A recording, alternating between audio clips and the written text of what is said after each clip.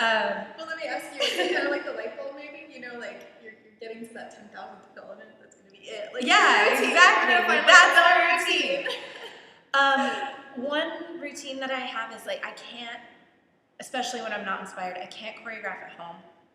And sometimes I can't even choreograph at Shoebox because I'm here all the time. So getting out of my environment, renting a studio somewhere else where there's no Facebook and there's no checking my email and I turn my phone off, like isolating myself and making myself work. Sometimes I really have to do that. Sometimes it's about bringing in a buddy and working with someone in the studio. But one of the most helpful tidbits actually came from Molly Mitchell, who's a student here at Shoebox, and she's a. I know, I love Molly. Hi, Molly. Hi, Molly. She's a fine artist, and she has an MFA, and she was saying that one of the things that she found in her studio practice when she was working on her grad work was to always leave herself a way back in at the end of the day.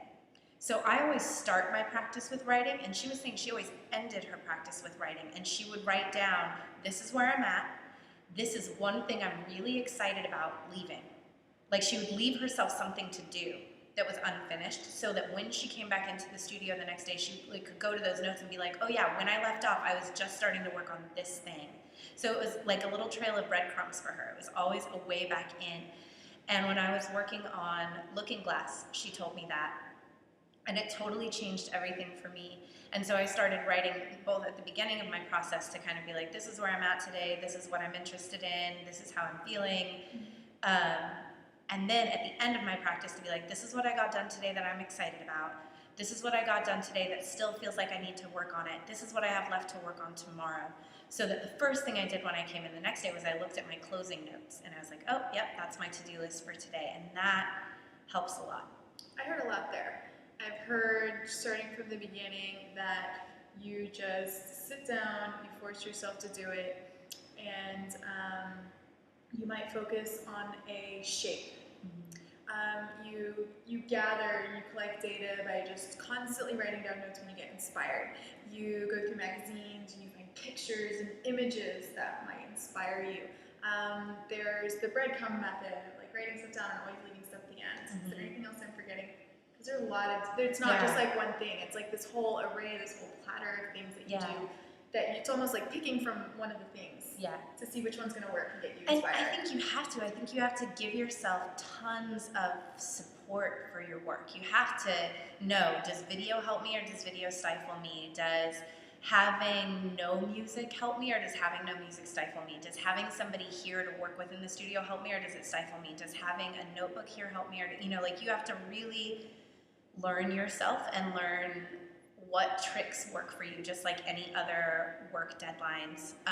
So Sarah, you can't just tell me, you can't just do it for me. You can't give me the secret sauce. I totally wish I could, like, I can give you all of the different things that work for me and then a bunch of things that other people have told me that work for them that I think are crazy, and you have to like go out there and fling a bunch of spaghetti at the wall and see what sticks. Is that spaghetti? I don't know. I'm hungry. It's after so class. It's like 8:45. We're hungry. Spaghetti. Right? So are we going to go over this in the retreat at all?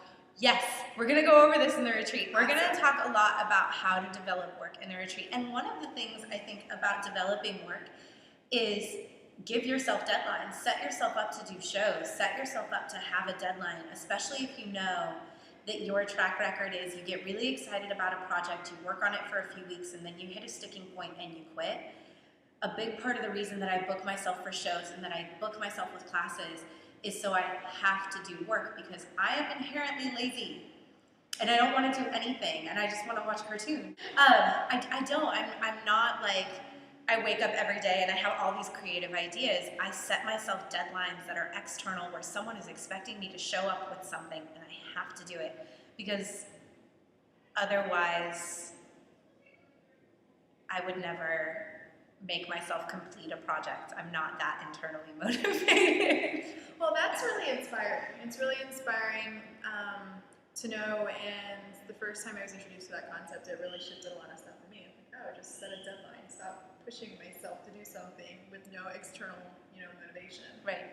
And if you, I think just like with work or with school, if you don't have a deadline, it's really easy to talk yourself out of it, especially because your art can seem so inessential to your life. Like, you can be like, oh, well, I have to work because I have to make money because I have to pay my rent, so I can't go to dance class tonight. Or I have to buy this thing because I really need it for something important, so I can't spend the money to rent a studio.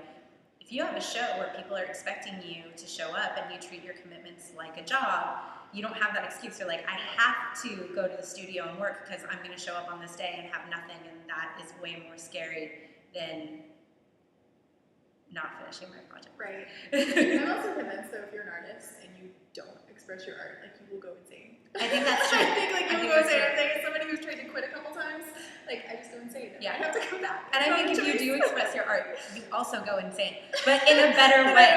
In a way better way. You entertain people in the process. Yes. I hope that we're entertaining. I hope we're entertaining. Exactly. Well, Sarah, is there anything else you think this is a wrap? Yeah. Don't count on inspiration. Don't count on the music. It's really about you. And that is terrifying. And making art is kind of rough and tumble. And it's kind of lonely. And really, like, the only person who can do it is you. And a lot of that time is you by yourself in the studio, pulling this stuff out of yourself, and it can be very challenging to remember why, especially when you're feeling uninspired and it feels hard. Know that not everything you make has to be the best piece of work you ever make, and that perfectionism is a procrastination tool, and feeling like you can't make it if it's not perfect is a defense mechanism. Just make it. It's not your job to judge it. Just get it out, get it done, meet your deadline, let other people appreciate it or hate it or not. Just do your work, and then show up tomorrow and do your work again. Show up the next day and do your work again. That's your job. Just do your job. That's all yours. Thank you, Sarah. What I heard in all that is just be yourself and do it for you. Don't do it for anybody else. Yes. So, once again, here we are. Love you. Bye. Love you. Bye. Okay, thanks. Bye.